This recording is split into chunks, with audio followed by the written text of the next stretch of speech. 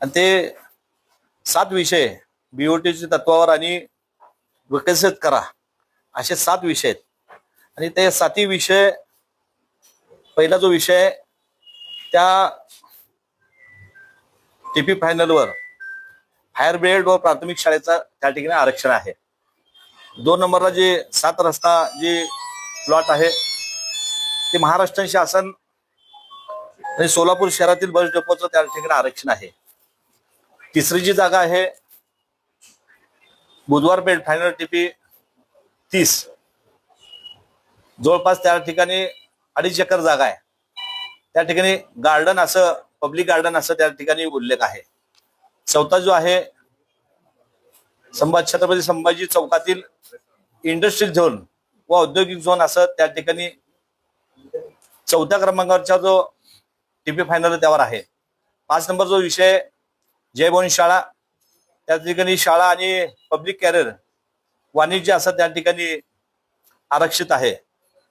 6वी जागा गोल्डपेठ मनपाचे वाणिज्य असं त्या ठिकाणी त्याचं आरक्षण आहे.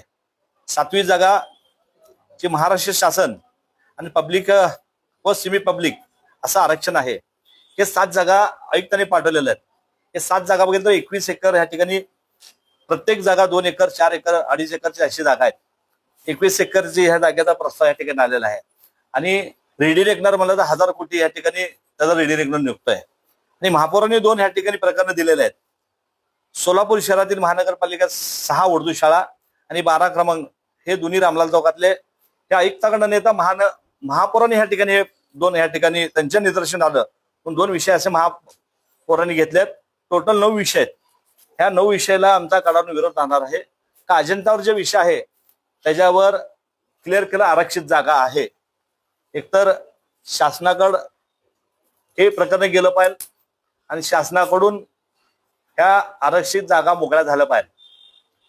हे आहे त्या परिस्थितीमध्ये जर ते करत असतील तर माझा आयुक्ताला सवाल आहे की प्रकरण आणत असताना समजा 1-2 एकरचं प्रकरण आहे, तुम्ही सांगताय की महापौरापासून आयुक्तापासून की आम्ही ह्या जागेवरचं आरक्षण कुठल्या हलवणार नाही. मग क्लिअर भूमिका तुमची या ठिकाणी पाहिजे होती. किंवा आरक्षण तुम्ही जे आहे ते ठेवून तुम्हाला त्या ठिकाणी किती उत्पन्न वाढणार आहे, जे करायला घेणार आहेत त्याचा किती खर्च राहणार आहे आणि उर्वरित महानगरपालिकेचं उत्पन्न राहणार आहे, असं कुठंही क्लिअर ह्याचं इंटिमेशन ह्या प्रकरणामध्ये आम्हाला आढळलेलं नाही. आम्ही देखील माहिती घेतली, प्रकरणाला कुठल्याही माहिती आम्हाला मिळाली नाही. ते म्हणतात की सभागृहामध्ये सांगू आहेत. सभागृहामध्ये विषय येत असताना आज आमच्या अजेंडावर हे सर्व प्रकरण 9च्या 9 प्रकरण ह्या ठिकाणी आरक्षित आहेत आणि त्या ठिकाणी त्यावर शाळा चालू आहे. आता अस्तित्वात त्या ठिकाणी शाळा चालू आहे. असे जर प्रकरण आले तर माझा भारतीय जनता पार्टीला सवाल आहे की तुमची सत्ता नसताना तुम्ही सांगत होता की भूखंड श्रीखंड, मग हे विषय तुमच्या काळात येतात कसं काय? तुम्ही आतापर्यंत सगळ्याला ज्ञान देत होता की असे विषय आल्यानंतर तुम्ही त्या ठिकाणी कडाडून विरोध करत होता. भारतीय जनता पार्टीचे अध्यक्ष सिनियर आहेत, ते आमच्या महिला भगिनी आहेत, ते देखील अनेक वर्ष सभागृहात, मी त्यांना देखील सवाल करतो की तुम्ही अनेक वर्ष सभागृहामध्ये कडाडून विरोध करत होता. मग आज विषय असा आल्यानंतर तुम्ही विरोध करायला पाहिजे. 150 कोटी उभार असेल तुम्हाला, आम्ही उत्पन्न सांगतो कुठून कुठून उत्पन्न 150 कोटीची येणार आहे. तुम्हाला 150 कोटी पाहिजे तर राज्यात तुमचं सरकार आहे, देशात सरकार आहे. तुम्ही या सोलापूर शहराला आश्वासित केलता की काही कमी पडू देणार नाही. अनेक वेळा पालकमंत्र्यांनी सांगितलं, त्यांच्या आमदारांनी सांगितलं, सगळ्यांनी, महापौरांनी सांगितलं, नरेंद्र काळे साहेबांनी सांगितलं की निधी तुम्हाला कुठे कमी पडणार नाही. जर राज्यात तुमचं सरकार आहे, देशामध्ये सरकार आहे, तर तुम्ही जाऊन तिथनं आणा ना. सोलापूर शहरामध्ये अशा कुठल्याही जागा विकत झालं तर आम्ही सर्व पक्षीय उद्या 11 वाजता महानगरपालिकेमध्ये आयुक्तांना भेटणार आहे. आम्ही निवेदन देणार आहे आणि आमची पुढची भूमिका स्पष्ट राहणार आहे. अशा कुठल्याही जागा महानगरपालिकेच्या जर विकत असेल, विकसित करत असेल किंवा बीओटी देत असेल तर सर्व पक्षीय ह्या ठिकाणी त्यांना कडाडून विरोध करणार आहे.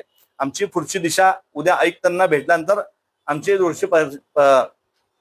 दिशा आम्ही स्पष्ट करणार आहोत आणि ह्याच्यामध्ये तीव्र ह्या ठिकाणी सोलापूर शहरामध्ये आंदोलन करणार आहे.